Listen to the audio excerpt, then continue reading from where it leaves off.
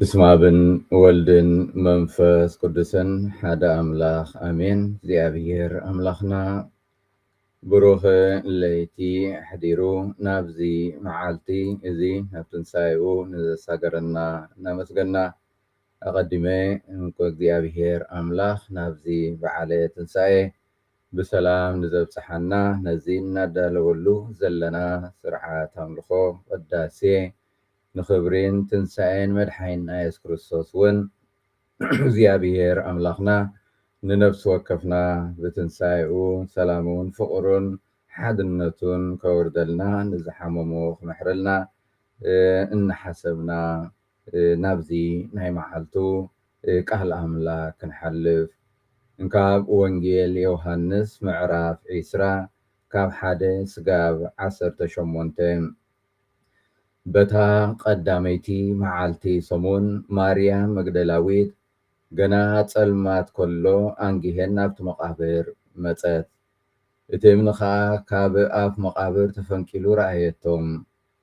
ስለዚ ንሳ ጎያ ናብ ስምዖን ጴጥሮስ ናብቲ ኢየሱስ ዘፍቅሮ ካሊእ ወዲ መዝሙር መጺያ ንጎይታ ካብ መቃብር ወሲዶምዎ አበይ ከም ዘንበርዎ አይፈልጥን በለቶም። ሽዑ ጴጥሮስን እቲ ካሊእ ወዲ መዝሙርን ወፁ ናብቲ መቃብር ከዱም። ክልቲኦም ብሓንሳ ጎየዩ እሞ እቲ ካሊእ ወዲ መዝሙር ንጴጥሮስ ቀደሞም። ኣብቲ መቃብር እውን ቅድም በጽሐ። ደኒኑ እንተጠመተ ከዓ ኣብኡ እቲ መግነዝ ረአየ፣ ግናኸ ኣይኣተወን። ሽዑ ስምዖን ጴጥሮስ ደድሕሪኡ መጺኡ ናብቲ መቃብር ኣተወ። ነቲ መግነዝ እውን ተነቢሩ ረአዮም። እቲ ኣብ ርእሱ ዝነበረ መእረምያ ከዓ ንበይኑ ተጠቕሊሉ ነበረ እሞ እምበር ምስቲ መግነዝ ኣይነበረን። ሽዑ ትቕድም ናብ መቃብር ዝመፀ ካሊእ ወዲ መዝሙር ኣተወ ርእዩ ድማ ኣመነ። ምክንያቱ እቲ ካብ ምዉታት ክትንስእ ዝግብኦ እዩ ዝብል ጽሑፍ ኣየስተውዕልዎን ነበሩ። ሽዑ እቶም ደቂ መዛሙርቱ ናብ ቤቶም ተመልሱ። ማርያም ግና ኣብቲ ኣፍ መቃብር ደው ኢላ ትበኪ ነበረት። እናበኸየት ከዓ ናብቲ መቃብር ድንን በለት። ኣብቲ ስጋ ኢየሱስ ነበሮ ጻዕዳ ክዳውንቲ ዝተኸድኑ ክልተ መላእኽቲ ሓደ ብትርኣስ ሓደ ከዓ ብትርጋጽ ረአየት። ንሳቶም ድማ ኣቲ ሰበይቲ እንታይ የብክየካ ኣሎ በልዋ። ንሳ ንጎይታ ወሲዶምዎ ኣበይ ከም ዘንበርዎ ከዓ ኣይፈለጡን በለቶም። እዚ ኢላ ንድሕሪት ግልጽ በለት እሞ ኢየሱስ ከም ዝኾነ ግና ኣይፈለጠትን። ኢየሱስ ከዓ እቲ ሰበይቲ እንታይ የብክየካ ኣሎ ንመንከ ትደልያ ኣለኽ በላ። ንሳ ከዓ ሓላዊ ኣታኽልቲ መሲልዋ ጎይታይ ንስኻ ኣልዒልካዮ እንተኾይንካስ ኣነ ክወስዶ ኣበይ ከም ዘንበርካዮ እንዶ ንገረኒ በለቶም። ኢየሱስ ከዓ ማርያም በላ ንሳ ድማ ግልጽ ኢላ ብዕብራይስጢ ረቡ ንበለቶ ትርጉሙ መምህር ማለት እዩ። ኢየሱስ ከዓ ገና ናብ ኣቦይ ስለ ዘይዓረኩ ኣይትተንኪኒ፣ ግናኸ ናብ ኣሕዋተይ ኪድ እሞ ናብ ኣቦይን ኣቦኹምን ናብ ኣምላኸይን ኣምላኩምን ኣዓርግ ኣለኹ በልዮም በላ። ማርያም መግደላዊት ንጎይታ ከም ዝረኣየቶን እዚ እውን ከም ዝበላን ከይዳ ነቶም ደቂ መዛሙርቱ ነገረቶም። ዝኸበርኩም ኣሕዋትን ኣሓትን እምበኣር እዚ ናይ ሎሚ ትንሣኤ ሓደ ካብቶም ዓበይቲ በዓላትና ኮይኑ እዚ ከዓ እቲ ክርስቶስ ንሞት ስዒሩ ናብ ሰማይ ዝዓረገሉ ኢና እንዝክር። በጋላልፃ መጽሓፍ ቅዱስ እምበኣር እዚ ሓቂ እዚ ድሕሪ ሞቱ ኣብ ሳልሳይ መዓልቲ እዩ ዝኾነ። እዚ ናይ ክርስቲያን ትንሣኤ ምስቲ ናይ ዕብራውያን ፋሲጋ ዝተሓሓዘ እዩ።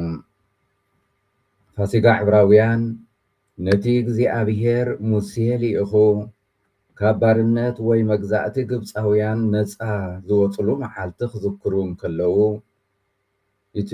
ከለዉ ትርጉም ፋሲጋ ኣብ ዕብራውያን ምስጋር፣ ምግዳፍ፣ ጠጠው ምባል የስምዕ። እቲ መሰረታዊ ትርጉም ብእምነት ክርስትና ይልወጥ።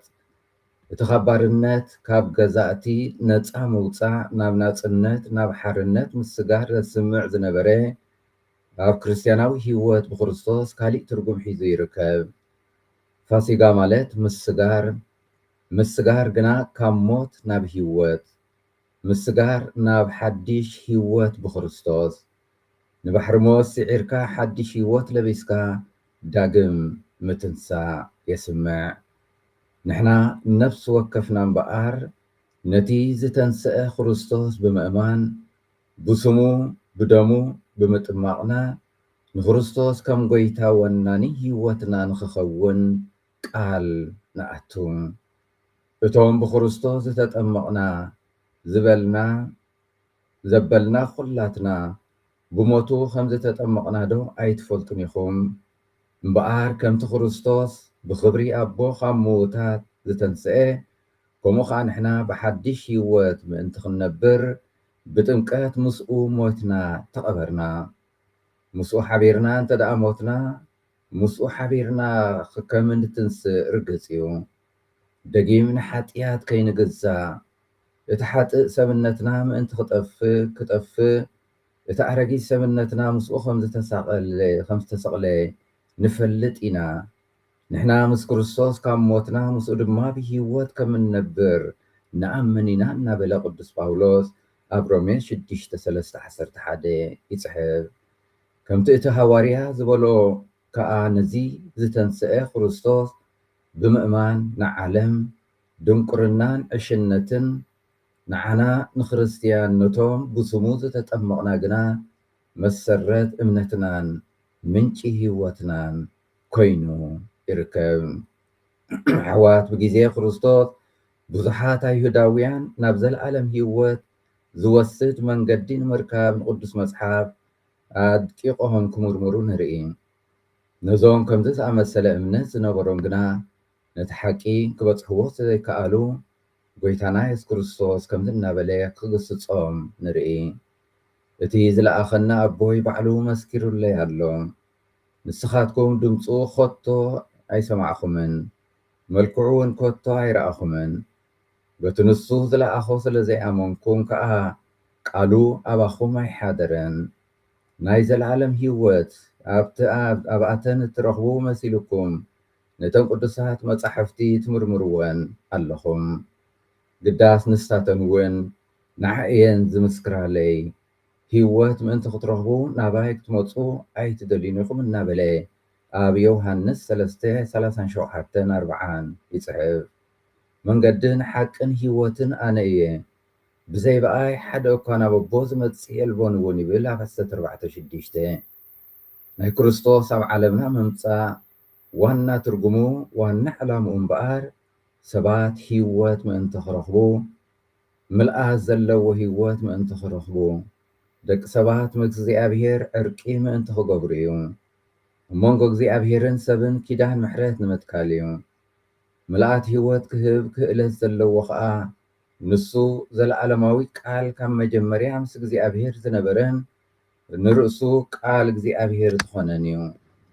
ስለዚ ከዓ ህይወቱ ምእንቲ ናይ ነፍሲ ወከፍ ኣማናይ ኣሕሊፉ ዝሃበ ንሱ ብባህሪኡ ኣምላኽ እኳ እንተኾነ ነቲ ምስ ኣምላኽ ዝነበሮ ማሕርነት ኣይገድፍን ኢሉ ኣይተኸራኸረን። እንተኾነ ሰብ ብምዃን መልክዕ ባርያ ብምውሳድ ብገዛእ ፍቓዱ ንርእሱ ድኻ ገበረ። ንርእሱ ትሕት ብምባል ከዓ ክሳብ ሞት ዕረኳ ደኣ ክሳብ ኣብ መስቀል ምሟት ተኣዘዘ እናበለ ቅዱስ ጳውሎስ እውን ናብ ሰብ ፊልጵዮስ 2:6-8 ይጽሕፍ። ንስኻትኩም ነዚ ኢኹም ዝተጸዋዕኹም ክርስቶስ ድማ ኣሰሩ ምእንቲ ክስዕቡ ኢሉ ምእንታኻትኩም መከራ ጸገበ ብኣርኣያውን ሓደገልኩም ንሞት ምእንቲ ክስዕሮ ሞት ንሙታን ህይወት ምእንቲ ክህብ ሞተ። ንሱ ሓጢኣት ኣይገበረን ሓሰት እውን ኣብ ኣፉ ኣይተረኽበን። ምስ ፀረፍዎ መሊሱ ይፀረፈን። መከራ ዝገብዎ ከዓ ነቲ ብቕንዕና ዝፈርድ ኣምላኽ ደኣ ነገሩ ሓሊፉ ሃበ እምበር ኣየፈራርህን። ካብ ሓጢኣት ርሒቕና ብጽድቂ ምእንቲ ክንነብር ንሱ ባዕሉ ንሓጢኣትና በቲ ኣብ መስቀል ዝተሸንከረ ሰብነቱ ጸሮ እናበለ ኣብ ጴጥሮስ 3 ይጽሕፍ። ከምቲ ኣብ ወንጌል ኣቐዲምና ዝሰማዕናዮ እምበኣር በታ ቀዳመይቲ መዓልቲ ሰሙን እዚ ኣብቲ ናይ ሃዋርያት 27 ቀዳመይቲ መዓልቲ ናይ ሰሙን እንጌራ ክቆርሱ ዝተኣከቡ ቀዳሞት ክርስቲያን የዘኻኽረና። ቀዳመይቲ መዓልቲ ሰሙን ናይቲ ዝመጽእ ሰሙን ሓድሽ መንገዲ ዝኸፍት እዩ። እዚ ናበይ ዝወስደና እንተበልና ናብቲ ሰሙን ናይ ፍጥረት ዘፍጥረት 1:3 ሽዑ ኣምላኽ ብርሃን ይኹን በለ፣ ብርሃን ድማ ኾነ። ኣምላኽ ከዓ ንብርሃንን ጸልማትን ፈለዮም። ኣምላኽ ድማ ነቲ ብርሃን መዓልቲ ኢሉ ሰመዮም፣ ነቲ ጸልማት ከዓ ለይቲ ኢሉ ሰመዮ። ምሸት ኮነ፣ ብጊሓት እውን ኮነ ቀዳመይቲ መዓልቲ። እቲ መጀመርያ ተኣምራዊ ስራሕ ናይ እግዚኣብሔር እምበኣር በታ ቀዳመይቲ መዓልቲ ብርሃን ይኹን እናበለ ስርሑ ይጅምር። ከምኡውን እቲ ትንሣኤ ናይ መድሓኒና ኢየሱስ ክርስቶስ ኣብቲ ቀዳማይ መዓልቲ ናይ ሰሙን ምዃኑ ወንጌል የዘንትወልና። እዚ መዓልቲ ከዓ ንዓለም ሓደ ሓድሽ ብርሃን ሓድሽ ዘመን ይኸፍት። ብርሃን ብትንሣኤ ክርስቶስ እንደገና ንዓለም ይሐድሳ፣ ብርሃን ይህባ። ትንሣኤ ክርስቶስ እምበኣር ሓድሽን ሓያልን ተግባር እግዚኣብሔር ኮይኑ ብሓይሊ መንፈስ ቅዱስ ኣብ ታሪኽ ወዲ ሰብ ሓድሽ ምዕራፍ ይኸፍት። ወዲ ሰብ ኣብቲ መለኮታዊ ህይወት ናይ ኣምላኽ ይሳተፍ። ማርያም ማግደላዊት ናይ ገና ጸልማት ከሎ አንጊያ ናብቲ መቃብር ትኸይድ ሃዋርያት ከይተረፉ ኣብ ጥርጥር ተስፋ ምቑራፅን ኣብ ዝነበሩሉ ጊዜ ንሳ ግን ናይ መጀመርያ ናይ እምነት ጉዕዞ ናብ መቃብር ትገብር። ኣብቲ እምኒ ከዓ ካብ ኣፍ መቃብር ተፈንቂሉ ረኣየቶም። ካብዚ ሓሊፉ ግና ክትርእን ነቲ ሓቂ ክትበፅሖን ክትርድኦን ኣይከኣለትን። ክርስቶስ ክትንስእ ከም ዝኾነ ገና ክትበፅሖ ኣይከኣለትን። ምክንያቱ ገና ብርሃን ናይ እምነት ኣይነበራን።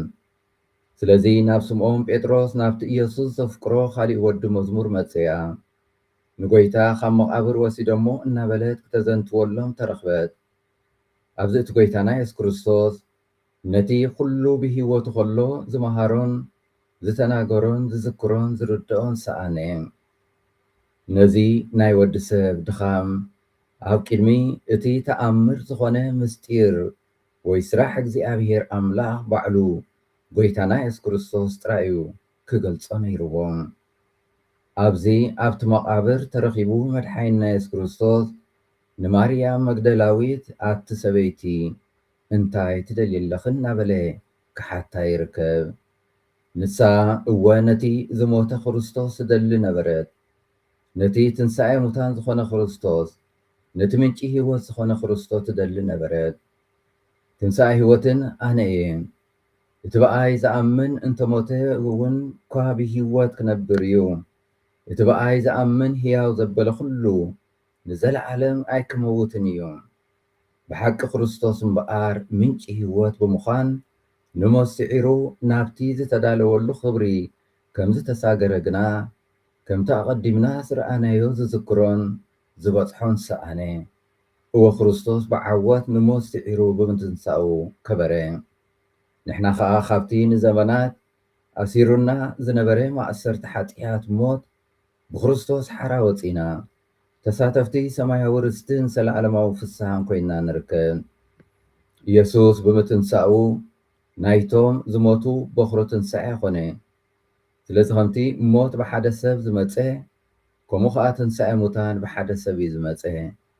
ከምቲ ኩላቶም ብኣዳም ዝሞቱ ከምኡ ድማ ኩላቶም ብክርስቶስ ሕያዋን ክኾኑ እዮም እናበለ ጳውሎስ ኣብ ቀዳማይ ቆሮንጦስ 15:20 ይፅሕፍ። ወተንሥአ እግዚአብሔር ከመ ንቃሕ እምንዋም ወከመ ሃያል ወሃደገ ወይን ወቀተለ ጸሮ በድህሪሁ።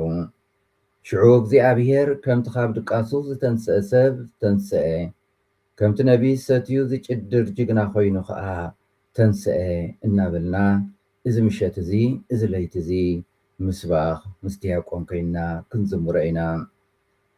እምበኣር ክርስቶስ ኣምላኽና ምስጢር ፋሲጋ ክልተ ገጻት ኣለዎም። ሓደ ክርስቶስ ብሞቱ ካብ ሓጢኣት ሓራ ዘውፃአና፣ በቲ ሓደ ድማ ናይ ተሓዳስ ህይወት መንገዲ ይኸፍተልና። እግዚኣብሔር ኣምላኽና እምበኣር ሎሚ ንነፍሲ ወከፍና በዚ ትንሣኤ እዚ ነቲ ንመስቀል ስዒሩ ዝተንስአ ክርስቶስ ሕጂ እውን ኣብ መዓልታዊ ህይወትና ንክርስቶስ ብህይወትና ክንመስሎ ብህይወትና ንዕኡ ክንክተል ደቂ ትንሣኤ ኮይንና ክንመላለስ ንነፍሲ ወከፍና ይሓተና ኣሎ እሞ ነዚ ፀዋዕታ እዚ ሰሚዕና ኣብ መዓልታዊ ህይወትና ሕጂ እውን ብዝተሓደሰ መንፈስ ንክርስቶስ ክንመስል ንዕደም ኣለና። ሎም ምሸት እምበኣር ወሎም ለይቲ ኣብ ክርስትያናዊ ህይወትና ከም ተቐዲምና ዝበልናዮ እቲ ዝዓበየ ኣብ ህይወት ክርስትና ተኣምር ዝተፈጸመላ ምሸት ወይ ለይቲ ክነኽብር ኢና። ኣብ ስርዓት ላቲን እንተረኣና ኣብ ጸልማት ይጅምሩ ጸሎት ኣምልኾ እሞ በብቁሩብ ድማ ብርሃን እንዳወልዑ ነቲ ሙሉእ ቤተክርስትያን ይብርህዎም።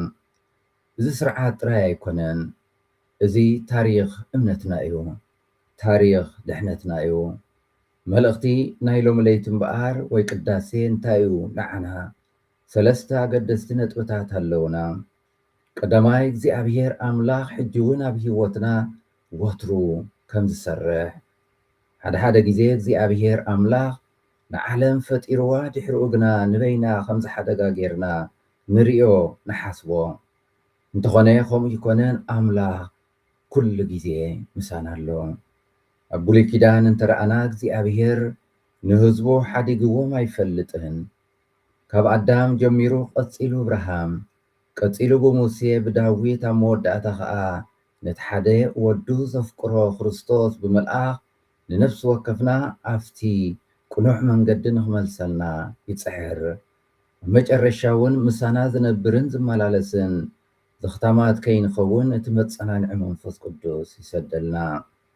ስለዚ ዋላ ሰባት እኳ እንተሓጣእና ኣምላኽ ግን እሙን ኮይኑ ተረኽበ።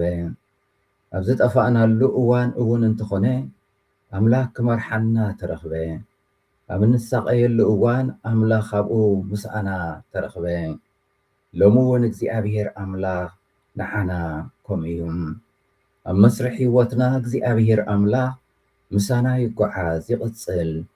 ጸለይትን ኣስተንትንን እንተኾንና ኣብ ህይወትና ብሓቂ ህላዊኡ ነስተማቕር፣ ህላዊኡ ይስማዓና። እቲ ፀገም ግን ሸለል ስለ ንብሎ እዩ። ንእግዚኣብሔር ግዜ ኣይንህቦን። ኣብ ከቢድ ፀገማትን ሽግራትን ምስ ንርከብ ጥራይ ኢና ንኣምላኽ ክንደልዮ እንርከብ። ኣብዚ ግዜ እዚ ፀገማትና ብኡ ንብኡ ምስ ዘይፍትሑ ድማ ጎይታይ ኣበየለኻ ሓዲካኒ ሓዲካና ንብል። ሎሚ ምሸት ግና እግዚኣብሔር ኣምላኽ ኣይገደፍኩኹምን ኣብዚ ምሳኻትኩም ኣለኹም ክሕልወኩም ክድግፈኩም እየ ይብለና። ምሳና ከም ዘሎ ይረጋግፀልና። ሎሚ ምሸት እቲ ካልኣይ መልእኽቲ ትንሣኤ ክርስቶስ ጎይታና ንኩሉ ከም ዝቕይሮም። ንኣብነት ነቲ መቃብር ንውሰድ። እቲ ዝጸልመተን ብደቂ ሰባት ዝፍራሕን ቦታ እዩ። እግዚኣብሔር ብሞቱ ምስ ኣተወ ግና እቲ መቃብር ብብርሃን መሊኡ ቅዱስ ኮነ። ብሰንኪ ኢየሱስ መቃብር ድሕሪ ደጊም ክንፈርሖ ዝግባአና ቦታ ኣይኮነን። ብምኽንያት ወይ ብሰንኪ ትንሣኤ ክርስቶስ ጸልማት ኣይስዕርን። ሓጢኣት ናይ መወዳእታ ቃል የብሉን። መከራን ሞትን መወዳእታ ኣይኮነን። ዲያብሎስ ድማ ኣይዕወትን። ኣብ ዓርቢ ስቕለት ክፍኣት ዝገዝእ ዝነግስ ዲያብሎስ ከም ዝሰዓረ ይመስል ነይሩ፣ ግን እቲ ሓቂ ንሱ ይነበረን። ሎሚ ምሸት ጸልማት ብብርሃን ተሳዒሩ ይርከብ። ወዲ እግዚኣብሔር ንሞት ሲዒሩ ተንሲኡ ሃሌሉያ እናበልና እንዝምረሉ ምሸት ለይቲ እዩ።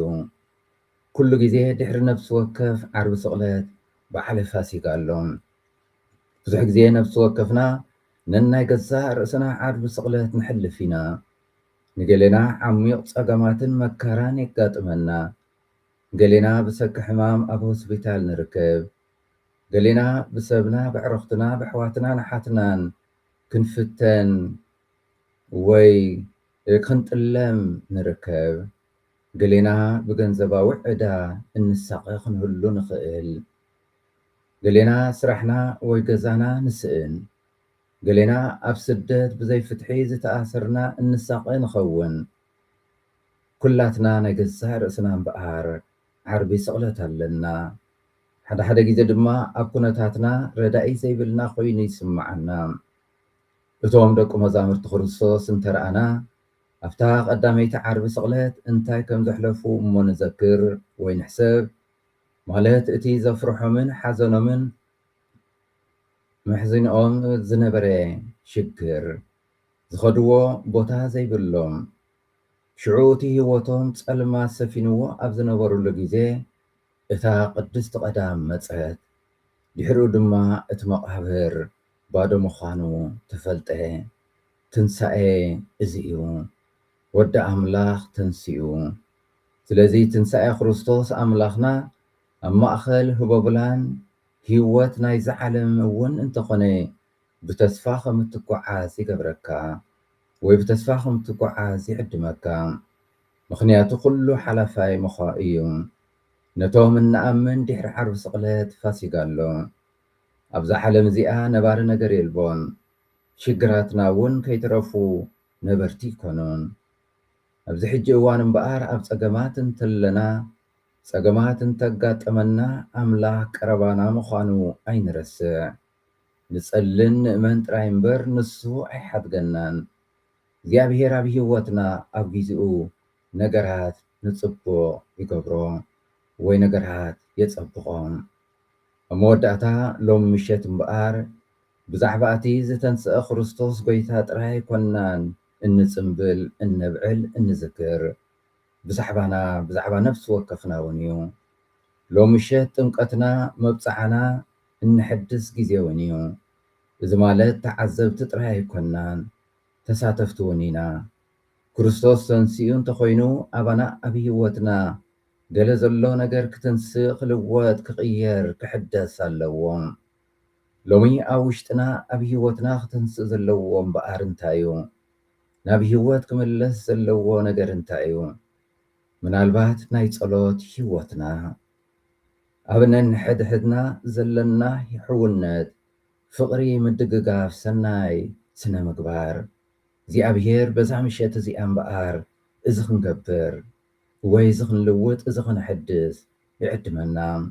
ምስ እግዚኣብሔር ዘለና ናይ ጸሎት ህይወት ክንሕድስ ነንሕድና ከምቲ ግዜ ክርስቶስ ይቕረይሉ ኣብ ሞት ዝሞተልና እሞ ንኩሉ ስዒሩ ዝተንስአ ንሕና እውን ብሕያውነትን ፍቕርን ምድግጋፍን ሰናይ ተግባራትን ኩሉ ሓጢያትን ሞትን ስዒርና ሎም ምሸት ምስ ክርስቶስ ክንትንስእ ኣብ ኣካይዳና ኣብ ደቂ ሰባት ዘለና ረኣያ ኣብ ፍትሒ ዘለና ኣጠማምታ ኣብ ሰላም ዘለና ቁርብነት ንመማህራንና ሽማግለታትን ወለድናን ሓላፍነትን ዘለና ክቡረትን ንኣምላኽ ዘለና ልዕሊ ኩሉ ኣኽብረት እንሕደሰሉ ግዜ እዩ። خبركم أحواتن أحاتن لو مشيت مبقر ثلاث ነገራት ክንፍጽም ንዕድም ቀዳማይ እግዚአብሔር ኣምላኽ ዝፈጸሞ ዓብይ ተኣምራት ምዝካር ነዚ እናዘከርና ከዓ ነቲ ኣብ ልዕለና ዝገበሮ ዝፈጸሞ ተኣምራት ንእግዚአብሔር ኣምላኽና ክብርን ውዳሴን ሓቀኛ ኣምልኾን ምስጋናን ክንህብ እቲ ካልኣይ ዓወት ክርስቶስ ጎይታና ንዝክር ነብዕል ስለዚ ክርስቶስ ንኩሉ ናይ ዝዓለም እዚ ፈተናታት ሓጢያት ምእንቲ ድሕነትና ኣብ መስቀል ስዒሩ ሞይቱ ዝተንስአ ዝተዓወተ ንሕና እውን ኣብ ምድራዊ ህይወትና ንኩሉ ናይ ፈተናታት ዝዓለም እዚ ስዒርና ብዓወት መዓልታዊ ክንትንስእ እዚ እውን መብፅዓ እናኣትወሉ ምሸት እዩ። ሳልሳይ ንሕና ድማ ደቂ ትንሳኤ ምዃንና ኣሚንና ቁርፂ ፍቓድ እንገብረሉ እምነትና እንሕድሰሉ ምሸት እዩ። ስለዚ ሎም ምሸት ናብ ገዛና እዚ መልእኽቲ ሒዝና ክንመለስ የድሊ። እቲ ታሪኽ ድሕነት ሕጂ እውን ክፉት እዩ።